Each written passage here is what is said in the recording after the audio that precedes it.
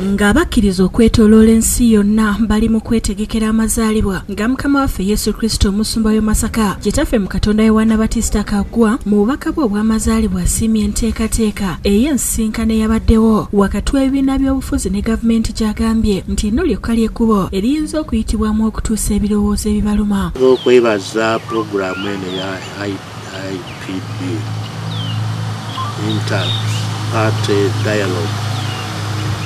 Twebaza nnyo abagitandise era nga tusuubira nti eneekendeeza oboolyawo ku bukuubagano. Omusumba Kaggwa okwogera bino abadde mu maka ge ekitovu gy'asisinkanidde bannamawulire. Ono era yeekookodde obuli bw'enguzi naddala mu bitongole bya gavumenti bw'atyo n'asaba Kristo agenda okuzaalibwa okuleetawo enkyukakyuka. Eggwanga lyonna biri mu kampeyini ey'okulwanyisa obulyake, okulwanyisa corruption.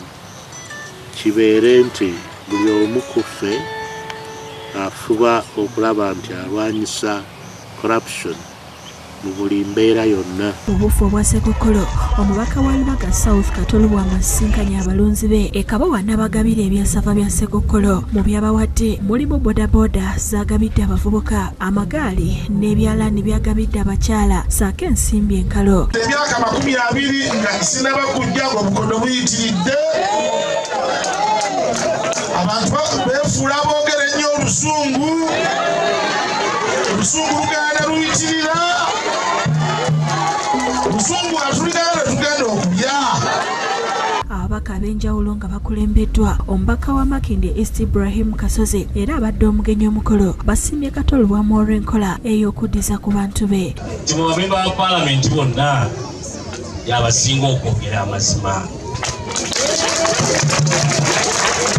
Ate Lydia Mirembe omubaka omukyalo w'e Butambala agabidde abalonzi be ebikozesebwa mu bulamu obwa bulijjo omuli emmotoka etambuza abalwadde giyita ambulensi, pikipiki zagabidde abavuzi ba bodaboda n'ebirala nga abayozaayoza okutuuka mu nnaku za Ssekokolo abebakwasiriza ku kisaawe e Bulo ku mukolo kwatongoleza n'ekibiina ekya Mirembe Foundation ekiruubirirwa okukulaakulanya abalonzi be. Abadde awerekeddwako ababaka okuli Mariam Nayigago w'e Namutumba era ng'ono yabadde omugenyi omukolo n'amusiima olw'enkulaakulana etuukiddwako. Bakyala abakyasinze okubeera abakozi mu palamenti Lydia Mwangi. Eddwaliro lyaffe ery'e Butaka twalifunidde ssente miliyoni 5.5 bagenda tandika oddikola ki oddisimba. Mu buufu obwo n'omubaka omukyalo wa disitulikiti y'Emityana Judith Nabakooba asabye abakyala okubaako emirimu gye bakola bave mu kulera engalo kubanga abasajja mbakooba okubasabiriza. Essira okulissa mu kugoba obwavu mu maka n'ebitundu byaffe. Bino abyogeredde ku kyalo Zinunula Omunako e Busujju Mityana wabadde asinkanya abakyala abeegattira mu kibiina kya Zinunula Omunako Credit Savings nga bawe ebya Ssekokolo n'okubasiima olw'okulwanyisa obwavu. Oluvannyuma omubaka adduukiridde abatuuze n'abakadde mu kitundu kino n'ebikozesebwa mu bulamu obwa bulijjo. Bo abakozi b'ekitongole ekya Raising Hope ekirabirira abataliiko mwasirize bagabudde abaana b'oku nguudo abakuŋŋaanidde ku kisaawe kya Old Kampala Primary tulya Ssekokolo baweereddwa ebintu eby'enjawulo omuli engatto, engoye n'okubagabula ekyemisana.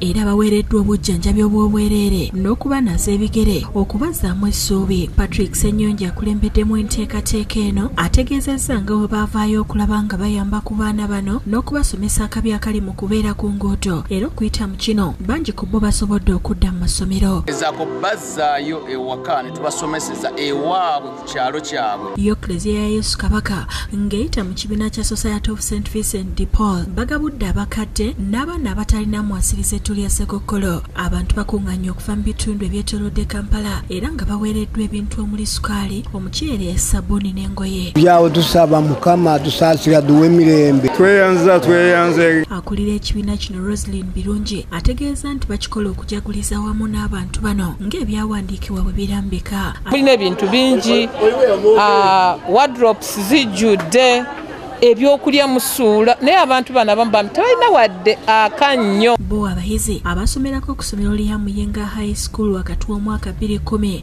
ne 2012 abeegattira mu kibiina ekya Muhisco nga bali wamu n'abayizi abasomerayo badduukiridde abakadde b'e Namuwongo n'abatalina mwasirize babawadde emmere, ettaala z'amaanyi g'enjuba n'okuddaabiriza enju y'omu ku bakadde Sarah Namusi saako okugogola emyala n'okuyonja ekitondo. Nga bakulembeddwa Bernard Kiwanuka, Derek Musinguzi ne Sharon Birungi bagambye nti basazeewo okukola kino kubanga kino kye kitundu mwe basomedde. Njala okwebaza bannange betukoze nabo omulimu guno. Kola tujja kikola paka nga Mukama akyatuwadde obulamu era nga Mukama akyatugabirira.